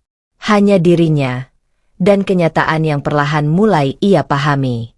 Untuk pertama kalinya, ia tidak lagi sibuk menyalahkan keadaan. Tidak lagi menyalahkan Bramasta. Tidak lagi menyalahkan siapapun. Ia mulai menatap ke dalam dirinya sendiri. Dan di sanalah, semuanya terasa jauh lebih berat. Raka mengusap wajahnya perlahan. Nafasnya panjang, berat, penuh penyesalan yang selama ini ia hindari. Bayangan masa lalu muncul satu persatu. Wajah Nadira saat mencoba berbicara. Nada suaranya yang pelan, penuh harap. Matanya yang berkaca-kaca saat tidak didengar. Semua itu, dulu ia anggap sepele. Kini, semuanya terasa seperti luka yang kembali terbuka. Bukan di Nadira, tapi di dirinya sendiri. "Aku," suaranya lirih, hampir tak terdengar. "Aku salah." Kalimat itu sederhana. Namun butuh waktu lama baginya untuk benar-benar mengakuinya. Ia terdiam, lalu tertawa kecil, tawa yang pahit. Dulu, ia merasa kuat. merasa berkuasa, merasa semua ada dalam genggamannya. Namun sekarang, semuanya hilang. Dan yang tersisa hanyalah kesadaran yang datang terlalu lambat. Ia berdiri perlahan, berjalan ke jendela kecil di kamar itu. Dari sana, ia melihat malam yang sunyi. Tidak ada kemewahan. Tidak ada kehidupan yang gemerlap. Hanya realita. Aku sudah menghancurkan semuanya, bisiknya. Bukan hanya hidupnya, tapi juga seseorang yang dulu tulus mencintainya. Nadira.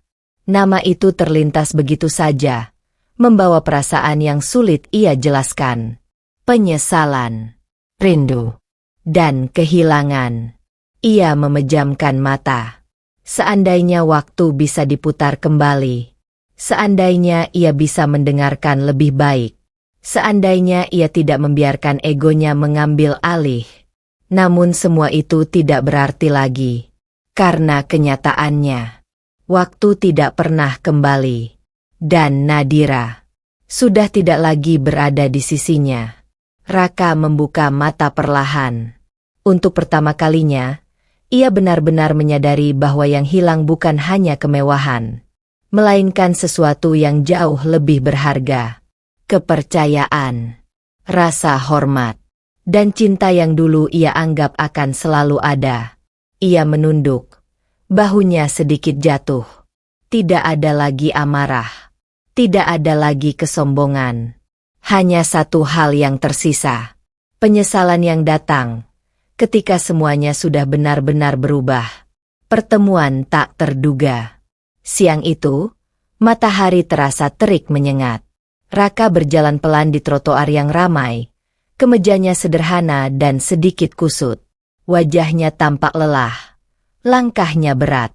Ia baru saja keluar dari sebuah kantor. Lagi-lagi dengan hasil yang sama. Penolakan. Ia menghela napas panjang. Mencoba menenangkan diri. Perutnya kosong. Pikirannya penuh. Dunia terasa begitu jauh berbeda dari yang dulu ia kenal. Saat ia berjalan tanpa arah, pandangannya tertarik pada sebuah tempat kecil di pinggir jalan. Sebuah usaha kuliner sederhana, namun tampak ramai. Beberapa orang mengantre, aroma makanan menyebar menggoda. Raka berhenti sejenak. Entah kenapa, kakinya melangkah mendekat. Ia berdiri di antara antrean, menunggu dengan sabar. Sesuatu yang dulu mungkin tak pernah ia lakukan. Lalu, matanya menangkap sosok di balik meja. Tangannya terhenti. Jantungnya berdetak lebih cepat. Itu Nadira. Ia berdiri di sana, mengenakan pakaian sederhana dengan celemek rapi. Wajahnya tampak fokus. Tangannya bergerak cekatan melayani pelanggan. Namun ada sesuatu yang berbeda. Bukan lagi Nadira yang ia kenal dulu. Tatapannya lebih tenang. Gerakannya lebih percaya diri. Dan senyumnya terlihat tulus, bukan dipaksakan. Raka membeku di tempatnya. Dunia di sekitarnya seakan meredup. Ia hanya melihat Nadira. Sementara itu, Nadira yang sedang sibuk melayani pelanggan, tanpa sengaja mengangkat pandangannya. Dan mata mereka bertemu. Beberapa detik. Sun. Nadira terdiam sejenak. Ia mengenali sosok itu. Raka. Namun tidak seperti dulu. Tidak ada getaran panik di wajahnya. Tidak ada kegugupan. Yang ada hanya keterkejutan singkat. Lalu ketenangan. Ia kembali menyelesaikan pesanan di tangannya. Tetap profesional. Seolah pertemuan itu tidak mengguncangnya seperti dulu. Raka merasa dadanya sesak. Ia ingin bicara. Ingin mendekat. Namun kakinya terasa berat. Saat akhirnya ia berada di depan meja, Nadira berdiri tepat di hadapannya. Dekat. Namun terasa sangat jauh. Ada yang bisa saya bantu? Tanya Nadira dengan suara tenang. Bukan, Mas. Bukan panggilan yang dulu penuh kehangatan. Hanya kalimat formal. Raka terdiam. Matanya menatap Nadira lekat, mencoba mencari sosok yang dulu ia kenal. Namun yang ia lihat sekarang adalah seseorang yang berbeda. Nadira, ucapnya pelan. Nadira tidak langsung menjawab. Ia hanya menatap sebentar, lalu berkata, "Silakan pesan kalau memang ingin membeli." Sikapnya tidak dingin, namun jelas. Ada batas. Raka menelan ludah. Ia tidak pernah membayangkan pertemuan seperti ini. Dulu, ia berdiri di atas. Nadira di bawah. Sekarang, keadaan itu berbalik. Ia yang berdiri dengan segala keterbatasan. Dan Nadira, berdiri dengan kekuatan yang ia bangun sendiri. Raka mencoba bicara. Suaranya serak. Aku tidak menyangka. Nadira tidak memberi ruang lebih. Ada antrean di belakang, katanya lembut, tapi tegas. Raka terdiam. Untuk pertama kalinya, ia merasa kecil. Bukan karena keadaan, tapi karena ia tahu. Ia sedang berdiri di hadapan seseorang yang dulu ia lukai, dan kini tidak lagi membutuhkan dirinya. Ia mundur perlahan, memberi jalan untuk pelanggan lain. Sementara Nadira kembali bekerja, fokus, tenang, dan tidak lagi menoleh. Dan di tengah keramaian itu, satu kenyataan terasa begitu jelas bagi Raka. Pertemuan itu bukan sekadar kebetulan, melainkan bukti bahwa hidup telah benar-benar berubah arah. Nadira yang berbeda. Hari itu usaha kecil Nadira terlihat semakin ramai. Beberapa pelanggan datang silih berganti. Suasana hangat rasa di sana, bukan hanya dari aroma masakan, tapi juga dari energi yang Nadira bangun dengan tangannya sendiri. Ia berdiri di balik meja, melayani dengan cekatan. "Pesanannya satu lagi ya, Bu?" "Iya, sebentar." Suaranya tenang. Gerakannya teratur. Tidak ada lagi keraguan dalam setiap langkahnya. Nadira yang dulu berbeda. Jika dulu ia sering menunduk, kini ia menatap dengan yakin. Jika dulu ia ragu bicara, kini ia menyampaikan dengan jelas. Jika dulu ia bergantung, kini ia berdiri sendiri. Di sudut tempat itu, seseorang masih memperhatikan. Raka. Ia belum pergi. Sejak pertemuan tadi, kakinya seperti tertahan. Ia berdiri agak jauh, memperhatikan Nadira tanpa berani mendekat lagi. Dan semakin lama ia melihat, semakin jelas perbedaan itu terasa. Nadira bukan lagi wanita yang dulu diam saat disakiti. Ia berubah. Bukan menjadi keras, tapi menjadi kuat. Seorang pelanggan tersenyum pada Nadira. "Masakannya enak sekali. Terima kasih." "Ya." Nadira membalas dengan senyum hangat. "Terima kasih juga sudah datang." Senyum itu tulus. Bukan lagi senyum yang dipaksakan untuk menutupi luka. Raka menunduk. Ada sesuatu yang terasa menusuk di dalam dirinya, bukan karena iri, tapi karena kesadaran. Ia melihat dengan jelas siapa Nadira sekarang. Dan ia tahu, ia tidak lagi memiliki tempat di dunia itu. Sementara itu, Nadira selesai melayani pesanan terakhir. Ia mengusap tangannya dengan lep, lalu menarik napas panjang. Lelah, tapi puas. Ia menoleh sekilas ke arah luar, dan tanpa sengaja, pandangannya kembali bertemu dengan Raka. Namun kali ini, tidak ada keterkejutan, tidak ada keguncangan, hanya ketenangan. Ia menatap beberapa detik, lalu mengangguk kecil, bukan sebagai tanda kedekatan, tapi sebagai bentuk penghormatan sederhana. Lalu ia kembali pada pekerjaannya, seolah mengatakan tanpa kata, hidupnya telah berjalan, dan ia tidak lagi terikat pada masa lalu. Raka terdiam. Ia akhirnya mengerti sesuatu yang selama ini tidak pernah ia pahami. Kekuatan tidak selalu terlihat dari siapa yang paling berkuasa. Kadang, kekuatan justru terlihat dari seseorang yang mampu bangkit berdiri sendiri, dan tetap berjalan meski pernah dihancurkan. Dan Nadira adalah bukti nyata dari itu. Wanita yang dulu ia anggap lemah, kini berdiri jauh lebih kuat dari yang pernah ia bayangkan. Dan di hadapannya saat ini, bukan lagi seseorang yang bisa ia kendalikan, melainkan seseorang yang telah menemukan dirinya sendiri. Permohonan maaf.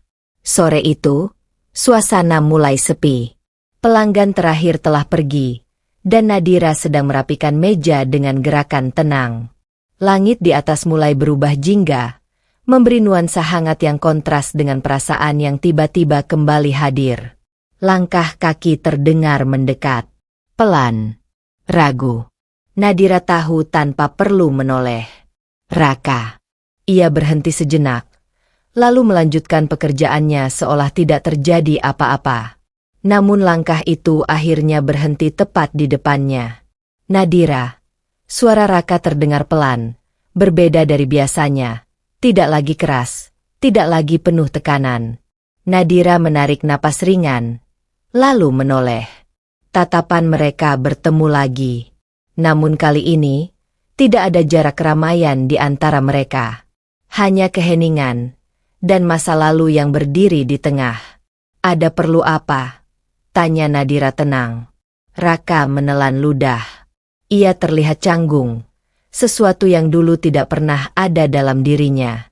Aku ingin bicara, katanya. Nadira tidak langsung menjawab. Ia hanya menatap beberapa detik, lalu mengangguk kecil. Singkat saja. Raka mengangguk cepat.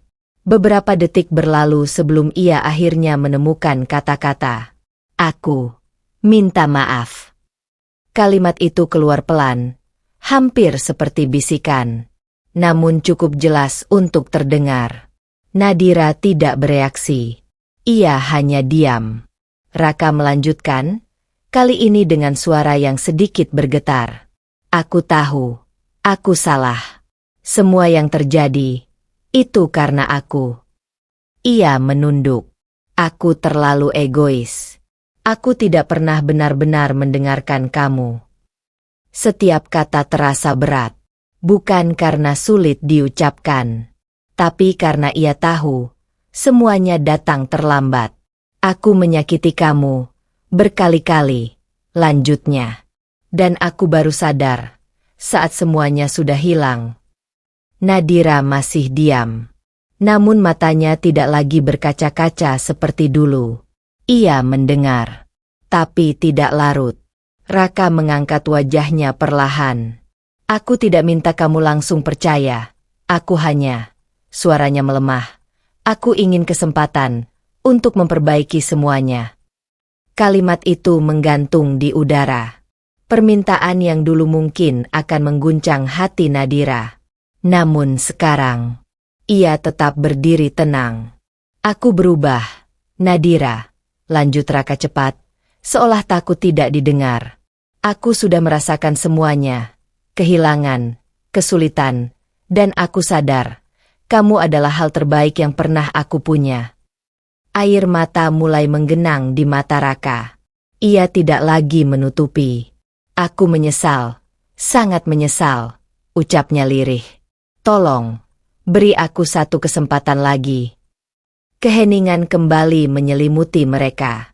Angin sore berhembus pelan, membawa suasana yang terasa berat. Nadira menatap Raka. Lama. Ia melihat sosok di depannya. Bukan lagi pria yang dulu penuh kesombongan, melainkan seseorang yang telah jatuh, dan kini memohon untuk bangkit kembali.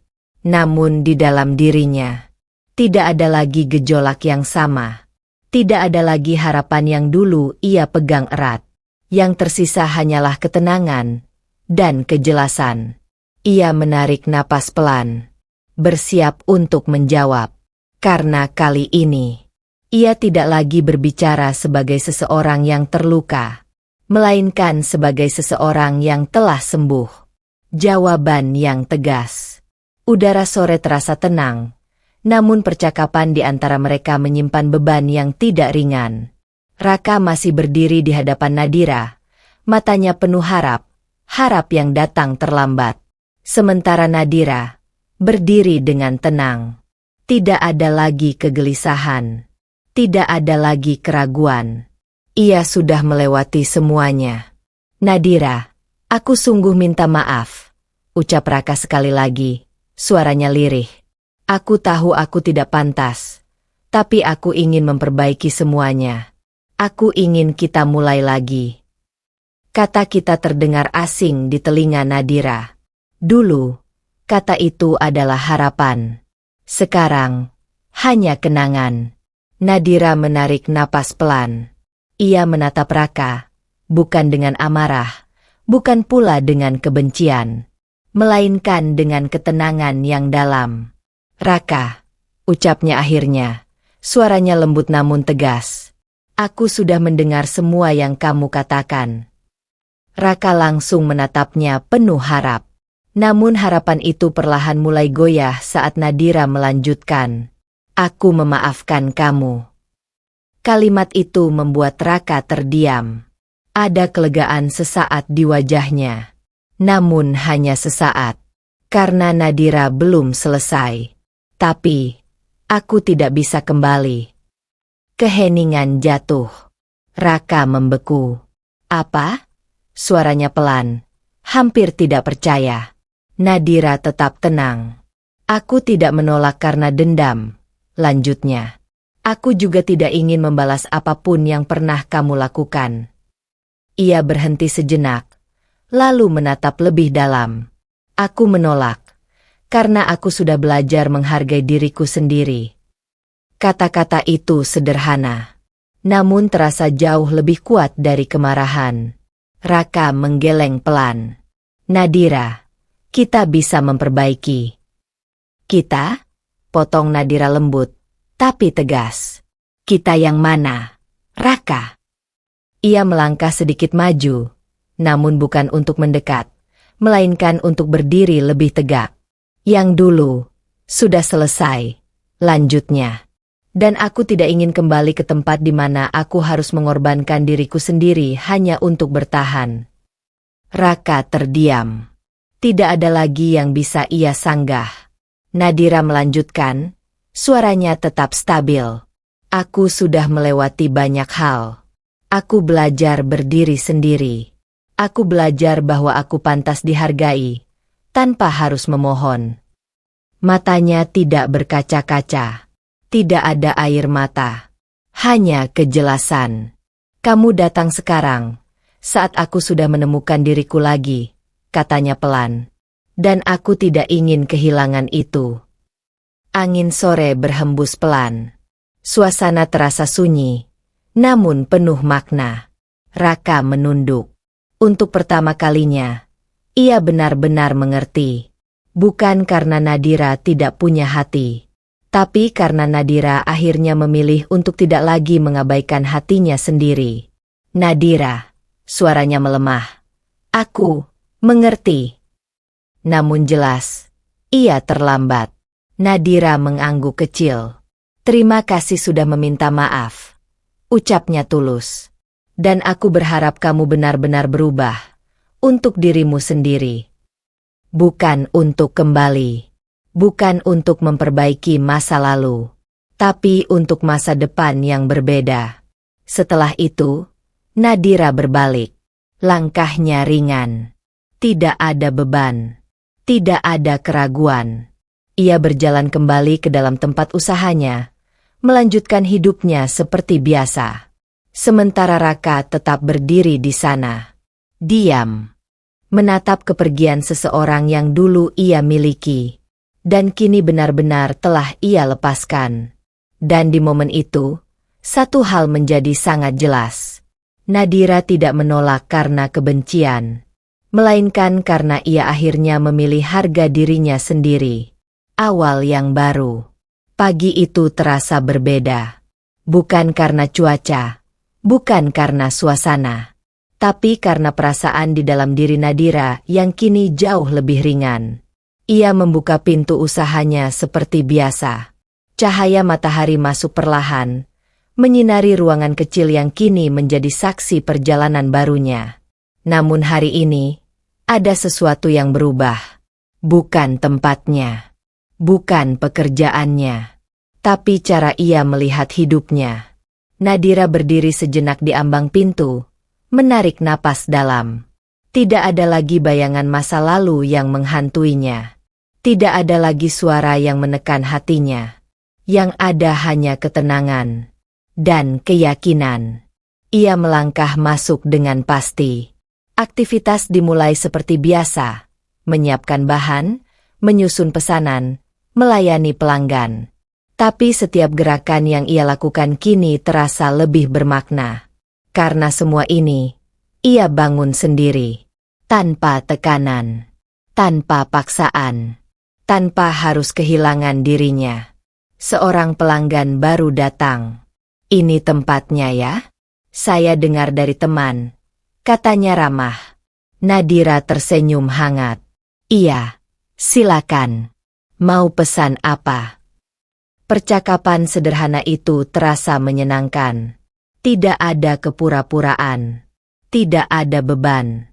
Hanya kehidupan yang berjalan dengan jujur. Siang harinya, Nadira duduk sebentar di kursi kecil di sudut ruangan. Ia membuka buku catatannya, yang dulu berisi rencana-rencana kecil. Kini, beberapa di antaranya sudah tercapai. Beberapa lainnya masih dalam proses. Ia menatap halaman itu dengan senyum pelan. Dulu, ia menulis dengan tangan yang ragu. Sekarang, ia membaca dengan hati yang yakin. Langkahnya mungkin tidak besar, namun nyata. Dan itu cukup. Ponselnya bergetar pelan. Sebuah pesan masuk dari Bramasta. "Bangga padamu." Hanya 2 kata. Namun cukup untuk membuat hati Nadira hangat. Ia membalas singkat. "Terima kasih, Yah." Nadira menutup buku itu perlahan. Ia berdiri kembali, menatap keluar melalui jendela kecil. Orang-orang berlalu lalang, kehidupan terus berjalan tanpa menunggu siapapun. Dan kali ini, Nadira tidak tertinggal. Ia sudah berjalan maju, tanpa menoleh ke belakang. Masa lalunya tidak lagi menjadi beban, hanya menjadi pelajaran. Ia tidak lagi mempertanyakan, "Kenapa ini terjadi padaku?" Karena kini ia mengerti. Semua yang ia lewati telah membawanya ke titik ini. Titik di mana ia bisa berdiri dengan utuh. Sebagai dirinya sendiri. Tanpa rasa takut. Tanpa rasa kurang. Ia tersenyum. Bukan karena hidupnya sempurna. Tapi karena ia akhirnya damai dengan dirinya sendiri. Dan di hari itu, tanpa suara besar, tanpa perayaan, Nadira benar-benar membuka lembaran hidup yang baru. Kehidupan baru yang lebih kuat. Pagi itu datang dengan tenang. Tidak ada kegelisahan. Tidak ada bayangan masa lalu yang mengusik. Nadira berdiri di depan cermin, merapikan penampilannya seperti biasa. Namun kali ini, ada sesuatu yang berbeda dalam tatapannya. Tenang, pasti, dan utuh. Ia bukan lagi wanita yang dulu bertahan dalam luka. Ia bukan lagi seseorang yang menunggu untuk dihargai. Ia telah berubah. Dan perubahan itu, ia bangun sendiri. Langkahnya mantap saat keluar rumah. Usahanya kini semakin berkembang. Pelanggan bertambah, kepercayaan tumbuh, dan yang terpenting, ia menemukan arti dari semua perjuangannya. Bukan tentang seberapa besar yang ia miliki, tapi tentang siapa dirinya sekarang. Di tengah kesibukan hari itu, Nadira sempat berhenti sejenak. Ia menatap sekeliling. Tempat yang dulu hanya sebuah langkah kecil, kini menjadi bagian dari hidupnya yang ia banggakan. Ia tersenyum. Bukan senyum untuk orang lain, tapi untuk dirinya sendiri. Ia teringat semua yang telah ia lewati. Rasa sakit, kehilangan, air mata yang pernah jatuh tanpa henti. Namun kini, semua itu tidak lagi terasa menyakitkan. Semua itu telah berubah menjadi kekuatan. Ia tidak pernah membalas. Ia tidak pernah mencari pembuktian kepada siapapun. Karena tanpa disadari, ia sudah menang. Bukan karena menjatuhkan orang lain.